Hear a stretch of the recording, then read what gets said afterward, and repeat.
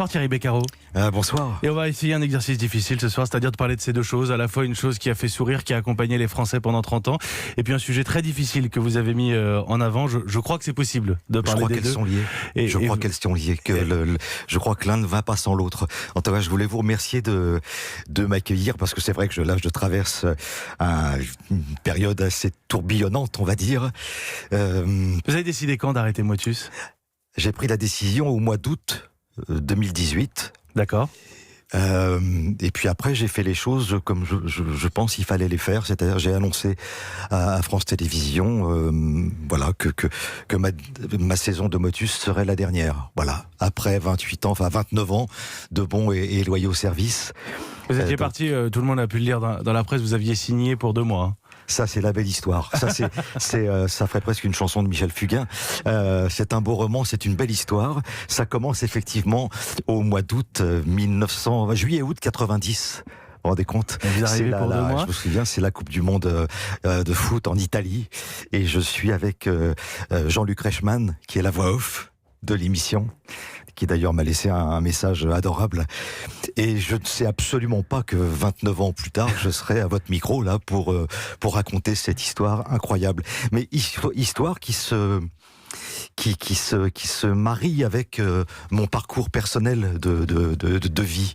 Alors j'allais vous reposer la question en dernier, mais du coup c'est la deuxième fois que vous le dites. En quoi est-ce que votre parcours que les Français connaissent dans Motus et au théâtre, il faut aussi le souligner, et votre livre témoignage sur l'enfance que vous avez connue, en quoi les deux sont-ils liés ?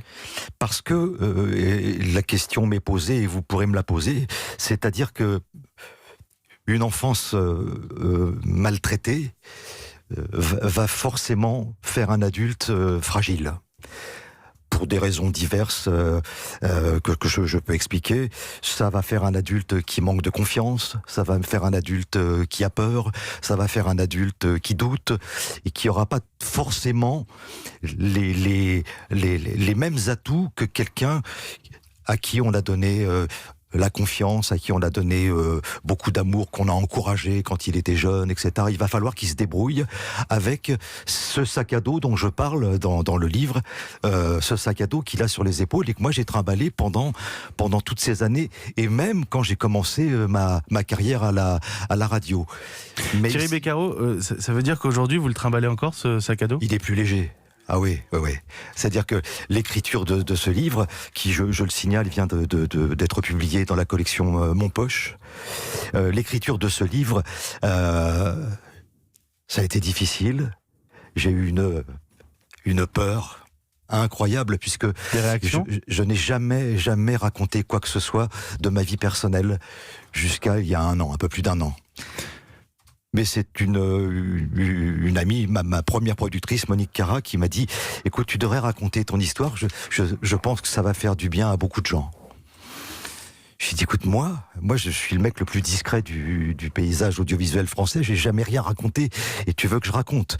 Oui, elle me dit « Oui, et tu vas aider des gens, tu vas aider beaucoup de monde. » Et je l'ai fait, avec la trouille au ventre, et je me suis dit « Mais comment ça va être perçu ?» Et le résultat est une aventure incroyable qui m'amène à l'UNICEF, qui m'amène à des tas de Vous vous en rendez compte aujourd'hui du fait que vous êtes capable d'aider des gens avec ce témoignage ? Je discutais hier sur l'antenne avec la présidente de l'association Enfance et Partage, qui me disait on a besoin, parce que nos auditeurs l'ont certainement vu, cette vidéo pour nos confrères de Brut, votre témoignage, longue vidéo de 9 minutes, on en a passé un extrait hier, et nous parlions de cette nouvelle campagne lancée par Enfance et Partage contre les violences faites aux enfants. On a besoin de personnalités, me disait-elle, on a besoin que des personnalités s'engagent et viennent porter ce message-là. Mais ce qui est terrible, c'est que quand vous avez un parcours comme le mien, ce sont des parcours qui enferment, ce sont des vécus qui vous rétrécissent. Donc vous vous dites pas que votre histoire, elle va aider les autres. Pourquoi ? Parce que chacun se croit seul. Parce qu'on pense qu'on est tout seul à l'avoir vécu. Et que tout à coup, quand je vais à la rencontre des lecteurs dans les salons du livre, et que ces gens viennent me voir en me disant merci, Merci, j'ai vécu la même histoire que vous. Ou alors c'est l'histoire d'une belle-sœur, c'est l'histoire d'un frère, c'est l'histoire d'un père. C'est pas toujours le même malheur, mais c'est souvent la même douleur. Mais ce qu'on me dit toujours, c'est que merci, vous avez délivré la parole, vous avez ouvert une porte. Et moi, je me suis souvent cru tout seul à porter ce sac à dos. Et puis, à un moment donné, je me suis dit, allons-y, on me propose de raconter ce que j'ai vécu, je vais le faire. Je vais le faire, c'est difficile. Alors heureusement, j'ai fait tout le travail sur le divan pour évacuer tout ce que j'avais vécu et pour arriver, moi, au pardon. C'est-à-dire à me débarrasser de la rancœur, de l'amertume, de ce qui vous dévore, de ce qui vous empêche. Je voulais pas que ce soir on raconte le contenu du livre. Il y a ce témoignage. Encore une fois, je vous renvoie chez nos confrères de Brut. Allez voir ce témoignage. Vraiment, il est utile, il est fort. Et puis lisez le livre. Mais ce que vous dites est important. Vous avez pardonné Thierry Beccaro? C'était compliqué. C'était compliqué parce que je me suis dit, pour moi et pour mon entourage, pour ma famille, il faut faire quelque chose. Parce que l'entourage, il connaît pas forcément tout ce que vous avez vécu. Parce que ce sont des choses qui ne sont pas racontables. Ce que j'ai vécu, il y a des événements qui ne sont pas... C'est de l'indicible. Et je l'ai fait sur le divan. Et je précise, parce que dans certaines interviews, il m'est arrivé de rencontrer des gens qui me disaient « oui, tout le monde n'a pas les moyens de se payer une analyse, etc. » Je répondais « oui. Mais moi, l'argent que j'ai investi et que j'ai mis dans ce travail... je ne l'ai pas mis ailleurs. Je l'ai mis pour essayer d'aller mieux. Pour moi et pour tous ceux qui m'entourent.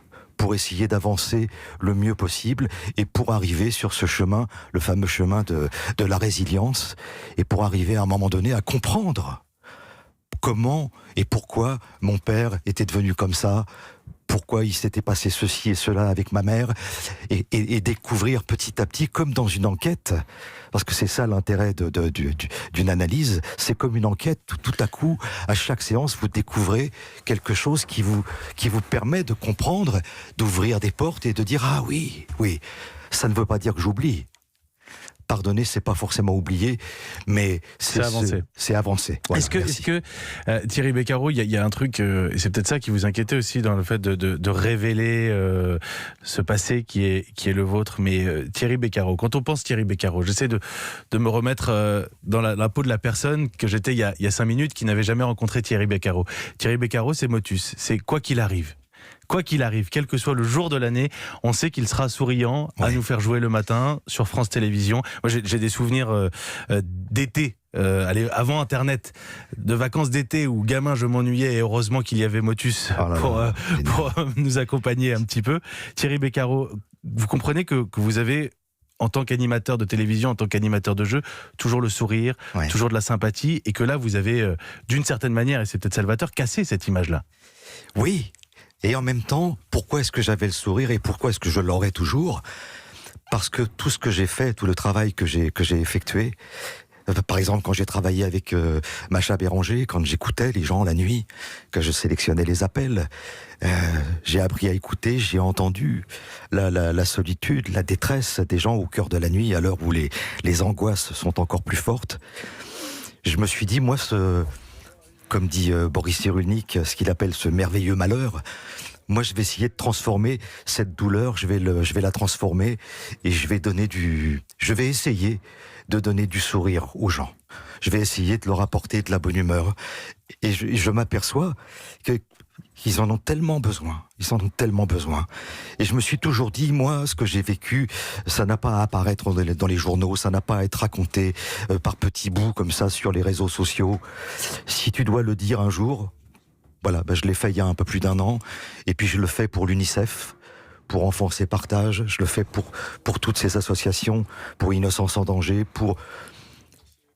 sans trop savoir au départ que je vais peut-être faire du bien, que je vais soulager, et parce que ce que j'ai vécu fait qu'on reste, on se rend pas compte toujours de ce qu'on représente ou de ce qu'on est ou de ce qu'on peut provoquer chez les gens. Thierry Beccaro, vous avez 5 minutes? Ouais. Ouais, l'interview devait s'arrêter là normalement, mais j'ai envie qu'elle continue un peu. Alors ce qu'on va faire, c'est qu'il est 17h22, on va décaler des petites choses dans notre émission. Oh. On va garder Thierry Beccaro encore 5 minutes parce qu'on a des choses à se dire, je le sens.